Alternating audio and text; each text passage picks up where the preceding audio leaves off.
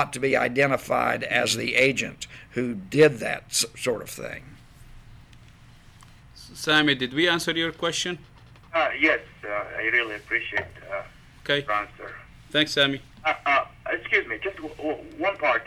I mean, do they have the right? I mean, to come to your house? Does the agent have the right? What would happen if he says no? I'm not going to let you in. All right. Here's what would certainly have the right to come to the house. They have the right to knock on the door. They have the right to request entrance. Right. But you have the right to say no unless you can show me a warrant. Now, here's the practical matter where all these rights break down.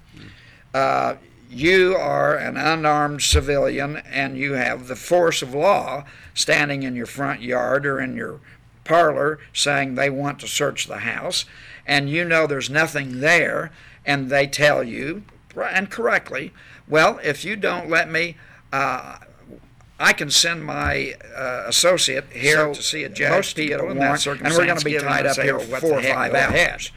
So most people in that circumstance, but you do have the right to say, I'm not going to permit this. But you do have the right to say, I'm not going to permit this.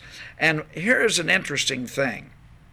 If you say, I will not give you my permission, then you are protected from, if the search goes ahead without getting a warrant, if there is something that's found or if there's something that's planted, that will never be admitted into evidence and used against you effectively in a trial.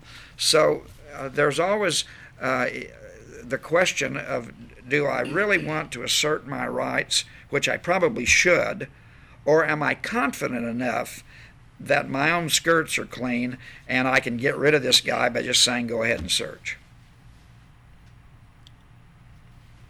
That's the best I can tell you. It's a question that, it's one of those existential moments that come to a few people, and I hope it doesn't come to you or me. Yeah, really, I'm sorry to say there is nothing really to hide. You know, last year I was encountered by an agent who came to my door, but really he was so polite and he was, you know, very gentleman. And, you know, I invited him in and he started asking me some questions and I answered him.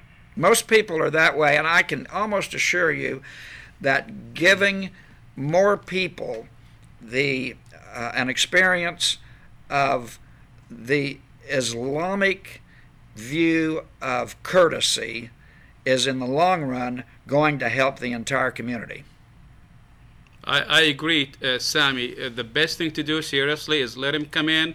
Hey, invite him for hot tea or iced tea. You know, this is our traditions and this is our religion, so we need to be nice with our guests. So, and if there is nothing to hide, let him come in, and exactly. That's it.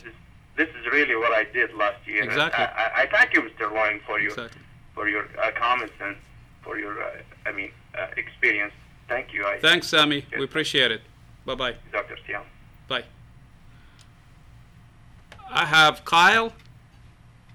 Kyle? Kylie. I'm sorry. How are you, Kylie? All right. How are you? We're doing good. I had a question for the attorney about the Fifth Amendment.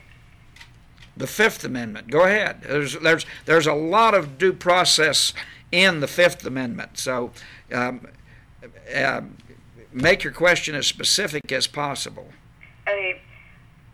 Is it legal for the U.S. government to arrest a man and keep him in jail without telling him what he's been charged with or filing a charge with a judge or anything? The right to notice is one of the most essential of the bundle of rights we call due process. You have to be notified of what it is you allegedly committed that would be illegal.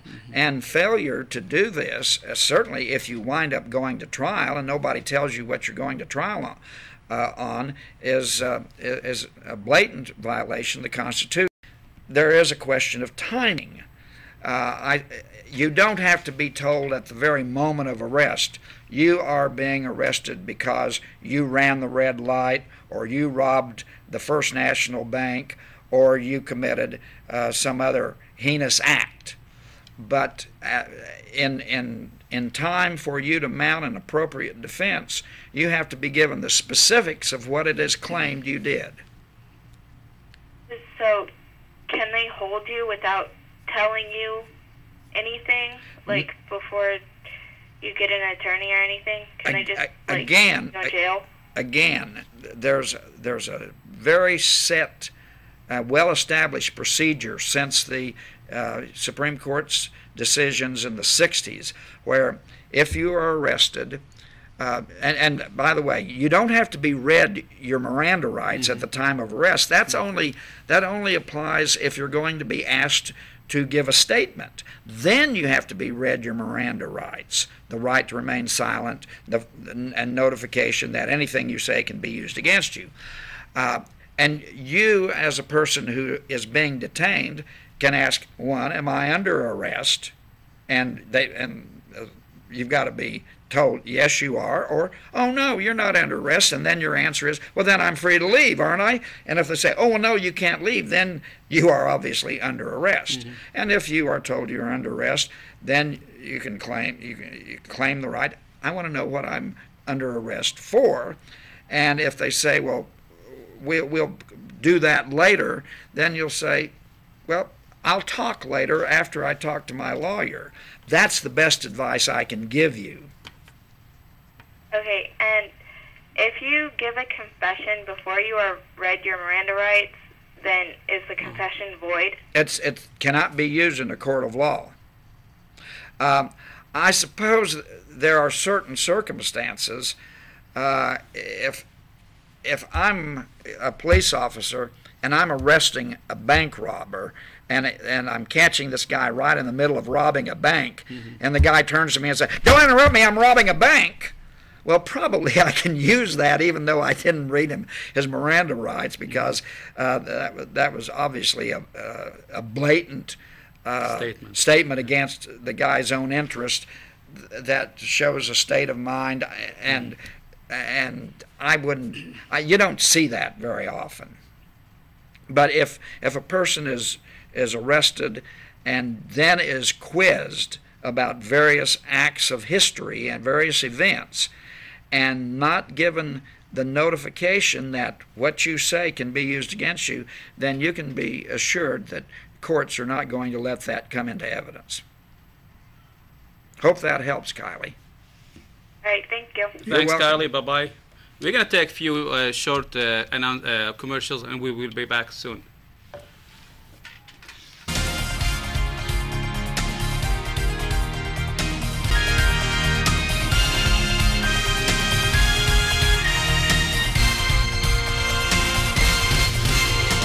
Welcome back. Many of us came to the U.S. as immigrants. We came from corrupted governments, corrupted countries, unfaithful governments, and we came to the land of opportunity. We came to find jobs, to find our lives, to have a peaceful life without hardships, without politics.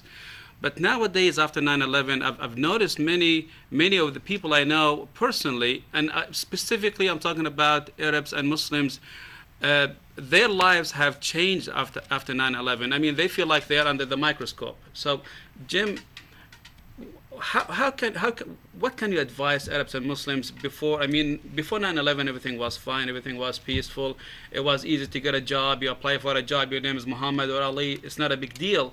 Now, after 9/11, I mean, we are walking on our toes anymore, and you can be a very patriotic American citizen, Muslim, Islamic religion, but still you are treated as like you are a terrorist. Well, the experience that Muslims have had in coming to this country isn't all that different than the first wave of the Irish, or when the Italians came, or when Poles came.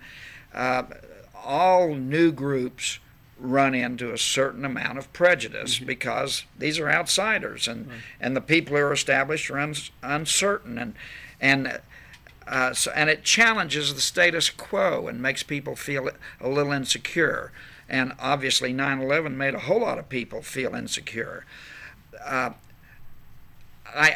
got to tell you that the best way that any group can become comfortable and welcomed in this nation is to develop a sense of civic power, and you do that by showing a sense of civic responsibility.